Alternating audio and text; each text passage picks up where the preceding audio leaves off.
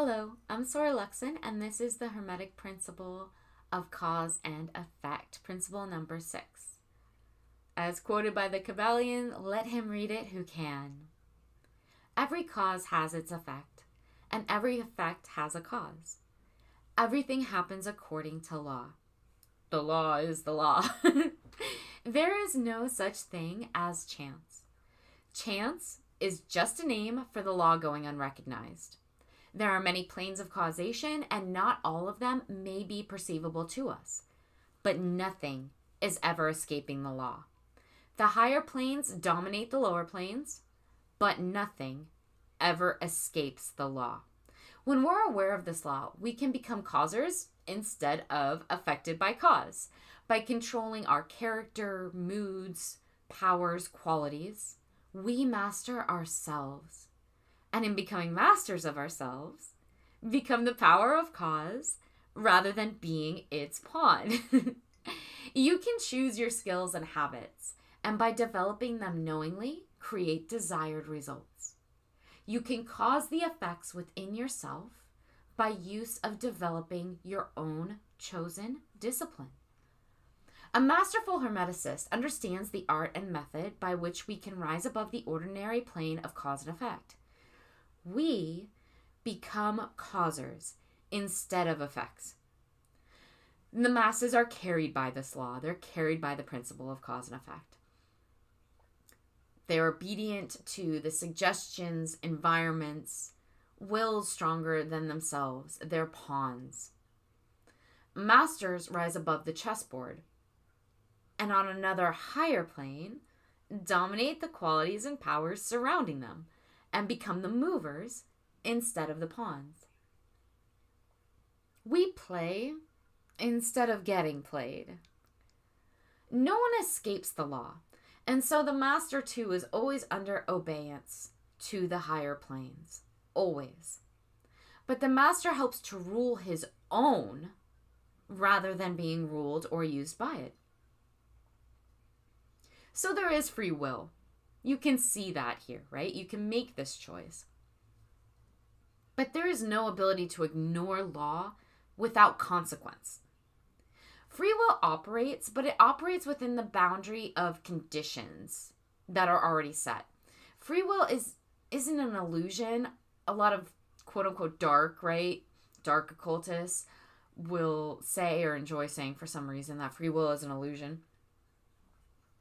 It's confusing. It confuses people. It's an easy lie to sell. But free will isn't an illusion. It's an easy lie to sell because it isn't the only operating factor either, and that makes it a little bit more complicated to understand.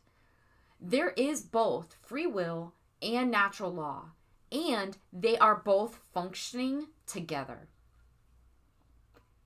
Can you break natural law? Yeah, you can. You can break natural laws. I would not recommend it. I don't do it. I don't know anyone who does it. I don't think you should do it. I absolutely do not recommend you break natural law. Can you? Yes. Should you? No.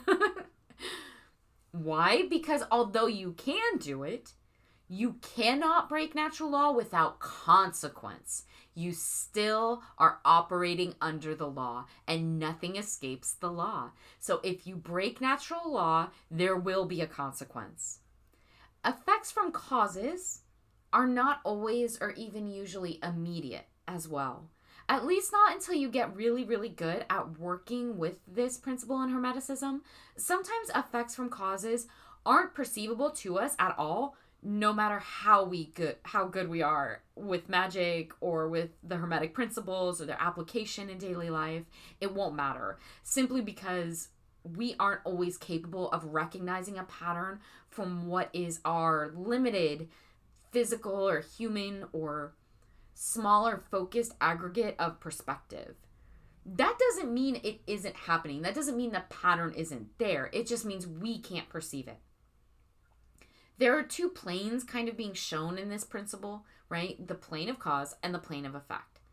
If you are operating from the plane of effect or the affected, you are powerless. Power lies in the plane of cause. Operate from the plane of cause as the causer. Another way to think about or approach and apply this principle is what you think about, you bring about, right? Synchronicity is yet another way that magic reveals your causal operations manifesting as effects. Something as simple as a well-applied act of candle magic.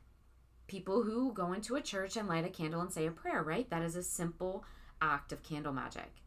That is a cause which is going to generate an effect. Another practice making perfect, right? That's another very popular, very common phrase. That's another expression that reveals the nature of cause and effect and application. Where constant cause, habitual patterning, is producing an ideal or exemplary effect. Practice makes perfect. What's another way to think that? What is luck? That's another way to come at this, right? What is luck? Seemingly random events? Well, according to the Hermetic principle of cause and effect, right, there's no such thing as chance. So no, there's no such thing as these seemingly random events. The master knows this. We create our own luck. We might not always be able to see or understand how we're doing it, but we are the ones doing it. We generate magic. If you set an intention and take action, functioning from cause as a causer, then you are going to have an effect on the plane of effects. It's very common sense. Someone who thinks positivity is a good thing. Let's see. Someone who's always thinking positively, a very happy person, right? Upbeat. They have a good way of looking at everything. They're always positive. They're going to have positive things happen to them and find a lot of positive things in their daily lives. Someone who's negative and focuses on the negative is going to have a negative outlook and have negative things happen to them. There's also the awareness brought forward by your mental training in magic as you're moving forward, right? If you've been listening to your magical lessons and doing the training practices, that's going to allow you to see the opportunities around you and then capitalize on them fruitfully. That's another aspect of operating from cause rather than effect, because now you're actively looking for opportunity rather than the lack of it. You can choose to set your intention, your goal, the detailed results you seek, and then cause it to present itself to you. Or you can allow things to make those choices for you, being affected, pushed to and fro, rather than choosing your own position, right? That's your free will. You can choose to be the pawn. Being polarized will keep you always in the plane of effects, right? And there's no power to be had there. You are powerless in the plane of effects. And being polarized will keep you there. You can rise to the plane of cause with the use of depolarization, some of those methods that I've already been going over. Polarity is the method of control used on the pawn. So becoming depolarized gives you the method of that control as it removes you from the control of it, right? You're getting free of the control of polarity by becoming depolarized and can now use it if you want to. Kind of like simple magnetic attraction, right? One pole is used to attract, another pole is used to repel. If you're in the middle and choosing between the two poles, then you're using them yourself and not being used by those poles.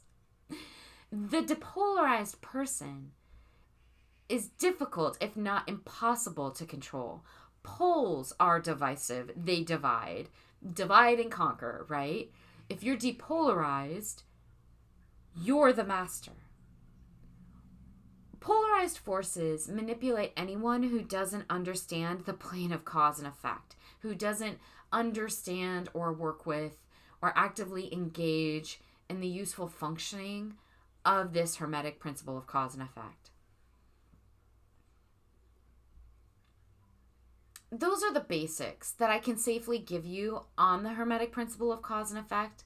You'll see it, you'll learn it, perceive it, you'll use it if you're meant to. And yes, there are other ways to apply polarity for your own benefit than manipulating people into dividing or fighting with each other, right?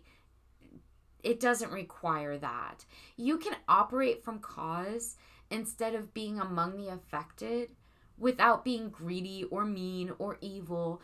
Just like any other knowledge, it's all in how you use it. Until next time.